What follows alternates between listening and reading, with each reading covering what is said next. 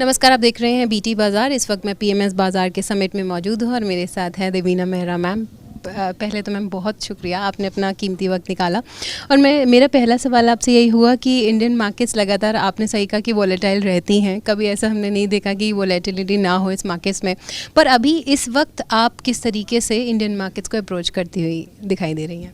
Indian markets ही नहीं, market सब जगह वॉलेटाइल रहती है ये जिसे आप बोलिए मार्केट का स्वभाव यही है कि और ख़ासकर इक्विटी मार्केट्स का। तो पिछले साल तो of course globally fixed income market भी बहुत वॉलेटाइल रही, बट इक्विटी मार्केट्स का तो ये एक तरह से स्वभाव है।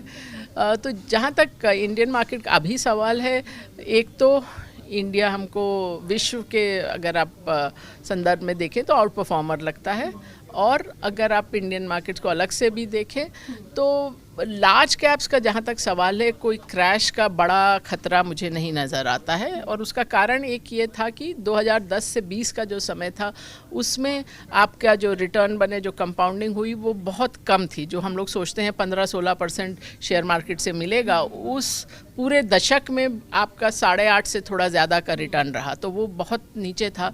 तो जब वो क्रैश तब होता है जब आप रिटर्न आपका इतना अधिक है कि वो नॉर्मल रिटर्न से बहुत ज़्यादा हो गया है, तो वो हुआ नहीं है। तो वहाँ मुझे बहुत ज़्यादा कोई रिस्क नहीं नज़र आता है। और लेकिन आपको एक तो स्मॉल कैप्स में हाथ डालने से थोड़ा सोचना चाहिए, वहाँ पर हाथ डालने के पहले सोचना चाहिए, एक वो बात है। और दूसरा चीज़ मैं ये भी कहना चाहूँगी कि हम लोग सब समझते हैं कि बाज़ार में निवेश करेंगे तो उसमें रिस्क है, खतरा है कि वो पोर्टफोलियो का वैल्यू कम हो सकती है। लेकिन एक खतरा निवेशित ना रहने का भी होता है, वो ये होता है कि आप मूव मिस कर जाएंगे। तो हमने एक जैसे एनालिसिस की थी कि अगर आपने 100 रुपये डाला होता जब सेंसेक्स शुरू हुआ था, तो 40-42 साल में आपका वो 100 रुपये 44,000 हो जाता। लेकिन अगर आप सोचेंगे 40 साल में 10 दिन तो बहुत नहीं होते, अगर आप 10 सबसे अच्छे दिन आप निवेशित नहीं होते, तो वो जो आपका रिटर्न था 100 से 44,000 का, वो 44,000 की बजाय 15,000 रह जाता है। मतलब 2/3 रिटर्न चला जाता है जस्ट 10 दिन में। और अगर आपने 30 सबसे अच्छे दिन मिस कर दिए तो आपका रिटर्न 90% गायब हो जाता है। तो इसलिए जब बाज़ार में बड़ा खतरा नहीं नज़र आ रहा हो तो निवेशित रहना ही सबसे अच्छी स्ट्रैटेजी है। मैं ये कभी भी नहीं कहती कि आपका जो 100% जितनी आपकी बचत है आप शेयर बाज़ार में लगा दें, लेकिन जो भी आप इक्विटी में लगाना चाहते हैं उसके लिए निवेशित रहने का ये समय उचित है। स्मॉल कैप्स में संभल के रहिए। स्मॉल कैप्स में संभल के रहिए। बट मैम, अगर आप मिड कैप्स की तरफ भी देखेंगी, कुछ सेक्टर्स हैं जैसे कि डिफेंस, रेलवे, पीएसयू, कितनी शानदार रैली हमने आती हुई देखी है। आपको लगता है अब टाइम है थोड़ा कि प्रॉफिट बुक कर लिया जाए? मतलब किस तरीके की रणनीति इस पर्टिकुलर सेक्टर में होनी चाहिए?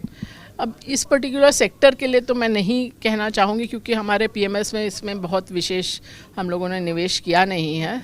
तो लेकिन आपको सोच समझ के चलना चाहिए। जहाँ भी बहुत जल्दी भाव बढ़े हैं और सब कुछ आगे कहीं होने वाला है, कि वो ऑर्डर आएंगे और आप उतना उसमें उतना सेल्स होगा, उतना मुनाफा बनेगा, तो सोच समझ के चलिए। और अगर ऐसा लगता है कि कुछ ज़रूरत से ज़्यादा चल गया है तो प्रॉफिट बुक करना बुरा नहीं रहेगा।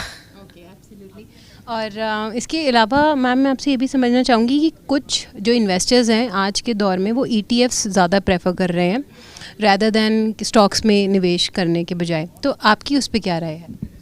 किस तरह के ETFs? जैसे कि निफ्टी ETF हो गया या फिर कोई पर्टिकुलर इंडेक्स के ETFs। तो देखिए, एक इंडेक्स इन्वेस्टिंग को कहा जाता है पैसिव इन्वेस्टिंग वर्सेस एक्टिव, जहाँ पर कोई डिसाइड कर रहा है कि कोई निर्णय ले रहा है कहाँ इन्वेस्ट करना है। तो लोग ये समझते हैं कि पैसिव इन्वेस्टिंग या इंडेक्स इन्वेस्टिंग कम रिस्क, कम खतरे वाली चीज़ है, लेकिन ऐसा है नहीं। मतलब आपको उसमें इंडेक्स में क्या होता है कि जैसे अब कोविड टाइम में अगर इंडेक्स 30-35% घटा तो आप भी साथ में 30-35% घटेंगे। तो जो रियल चीज़ एक अच्छा फंड मैनेजर आपके लिए कर सकता है वो रिस्क मैनेजमेंट। तो ये चीज़ आप हमेशा सोच के चलिए। आपका अगर पीएमएस है, क्योंकि हम लोग पीएमएस के इवेंट पे हैं, तो अगर आप पूछिए कि आपका रिस्क मैनेजमेंट में क्या सोचना है, क्या नज़रिया है, क्या सिस्टम है, क्योंकि हम बोलते हैं जैसे हमारा जो PMS है कि आप जो हमको फीस दे रहे हैं उसमें 60% रिटर्न रिस्क मैनेजमेंट के लिए है, 40% रिस्क रिटर्न मैनेजमेंट के लिए है। कि रिस्क मैनेजमेंट पहले है, क्योंकि इन्वेस्टिंग ऐसी चीज़ है जिसमें सबसे पहले आपको ये देखना है कि आप पैसा खोए नहीं, बड़ा पैसा खोए नहीं। कुछ पैसा तो आप हमेशा खो ही सकते हैं और ये खोएंगे भी कभी ना कभी अगर इक्विटी में निवेश करेंगे, लेकिन बड़ा पैसा नहीं खोएं, क्योंकि फिर वही चीज़ हो जाती है कि अगर आप 1/3 अगर आप नीचे जाते हैं तो आपको 50% ऊपर जाना होगा ज़ीरो पे आने के लिए। अगर 50% नीचे जाते हैं 50%, तो आपको दुगना होना पड़ेगा ज़ीरो पे आने के लिए। तो बिल्कुल सही कहा आपने। और जाते जाते मेरा आखिरी सवाल यही होगा कि कौन से वो ऐसे सेक्टर्स हैं, क्योंकि जो हमारे इन्वेस्टर्स हैं उन्हें हमेशा से ये चाह रहती है कि कौन से वो ऐसे सेक्टर्स हैं जो आगे चलकर अच्छा परफॉर्म कर सकते हैं लॉन्ग टर्म के ही, अगर अब व्यू से बात करें।